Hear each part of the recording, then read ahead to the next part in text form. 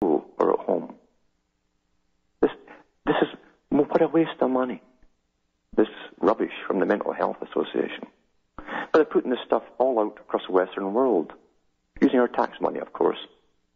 Maybe they'll teach us a sort of meditation technique, so we'll truly believe when we're sitting in that cesspool in the tent city, we're really in nirvana, and nothing matters.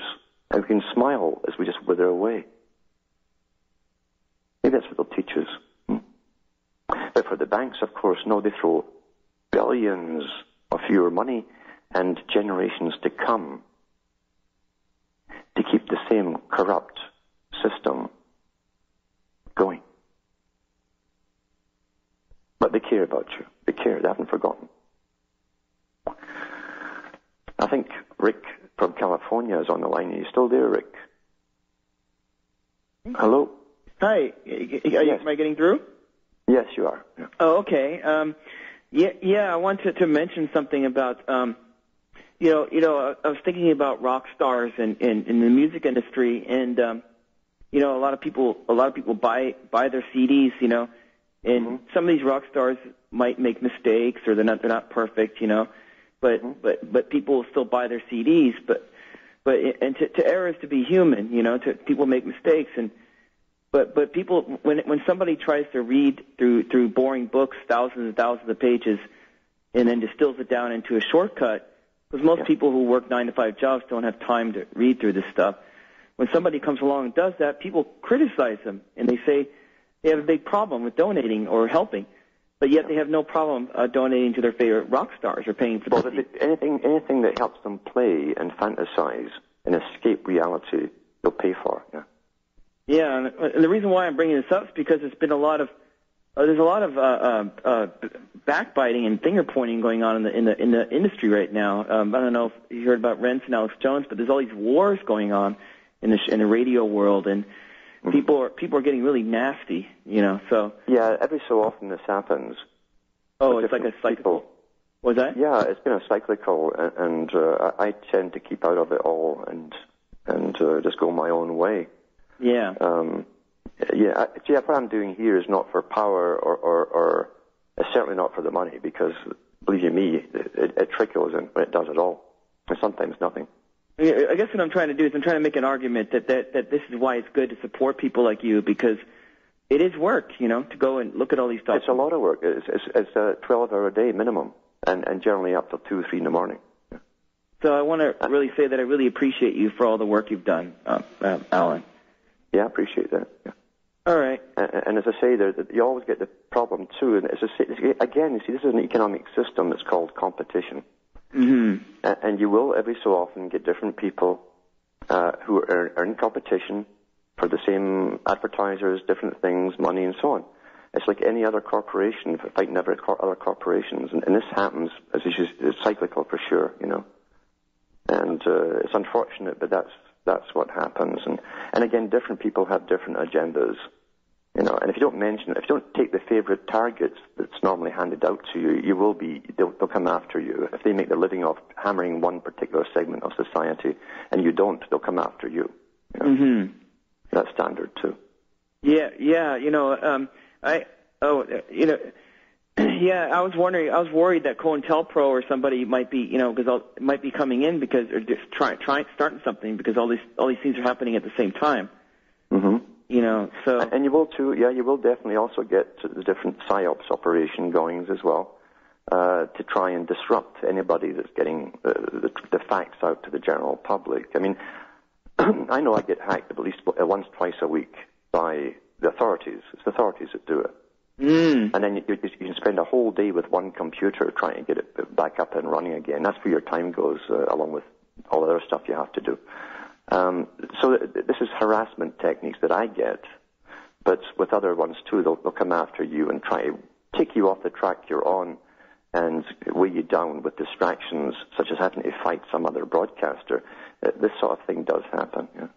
Another thing I want to mention too, if you don't mind, I want to talk about the, this something that's been tried throughout history, and you've already talked about this many times, but I just want to reiterate it, that that they bring in certain people of certain ethnicities into certain industries to fill in slots so they could divide people and conquer them that way. Yeah. And then they get everybody hating that ethnicity, and this is what's going on with the Zionist thing. Everybody's blaming the Jews, and it's not. It's Aryan. Isn't it Aryan Germanic bloodlines that run the world still? You'd be surprised. I mean, they'll read the standard books, and there's only a handful of places where you get the standard books that will blame a certain segment.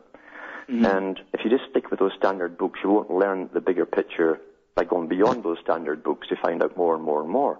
And you'll find the same people who run or who are claimed to be the top Jewish people in the world don't give a darn about Jews. Yeah. And they'll leave all the rest to hang out to dry if they've served their purpose. They've done this before. And during World War II, the IG Farben group was primarily financed by Jewish people in Britain, that's London, and New York, that built up Hitler's war machine. Yeah. And he left all the ordinary Jews out there to dry as well. People have a mistake of looking at Zionism and the higher level of Zionism, which is a different philosophy altogether. It's not just a home for Israel or for Judaism. And they also get confused with Jews and Zion. Many Jews are against even the state of Israel. Wow. Yeah, no, I believe you. I mean, exactly. I mean, I think you're right about this 100%, Yeah. But again, once you classify a people as somehow being like a clones of each other that must be nasty people and always working upon an agenda because it's in their genes or something, you're down into dangerous territory once you start stigmatizing. Because then if it works with one people against one group, they can swing their guns and target any other group when it suits them, and they do that.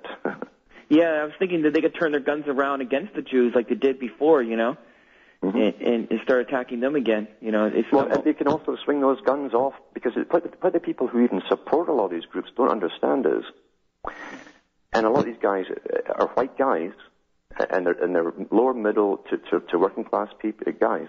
They don't realize under the eugenics agenda they're also lumped in because they are of no use either to the big boys at the top. They don't get that. They really don't get that. Yeah. All right, Alan. Yeah. I just wanted to voice my support, for you and everything. So. Yeah. Well, thanks for calling. But that's the key to it too. It's so easy to target any particular group. Just as it's so easy for them to change the war from Afghanistan to Iraq, then to Iran, and then back to Afghanistan, and the public can't remember which one we're fighting last, or even who we're fighting now. That's what George Orwell warned about. But there's far more to this big game than meets the eye. It's down pat, it's too well.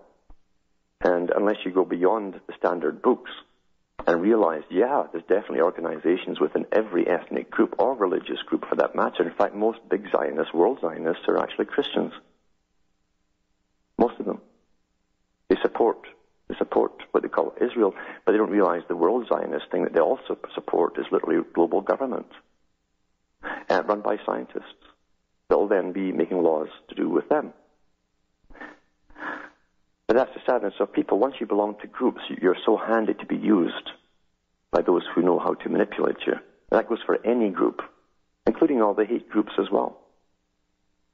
And I've said before, you can go through all the conspiracy books, so many conspiracy books, and say, from every side, you can get ones from the Jewish sectors, and say, my God, they're right. And the facts are there. You can check the facts out. They're right. You can get the ones from the different Aryan nations and say, my God, they're right. How can they all be right? That's what I'm asking you. How can they all be right? Or are they all written by the same bunch? With a psychological technique? You gotta ask yourself the questions. How can they all be right? Now there's Keith from New Jersey there. You're there, Keith. Yes, hi. Yes. I'm just wondering, you don't talk about North Korea very much, and I'm just wondering what your opinions are about that situation and whether Kim Jong-il is part of this global agenda or is this just like a charade? And that's it. So I'll hang up and Okay. Yeah, it's a charade. It's a charade. You see, every country, if you look at it, a little empire-type country, has been segmented off Britain was the first to use this technique. Not really the first, but the first in the Middle Ages. They used it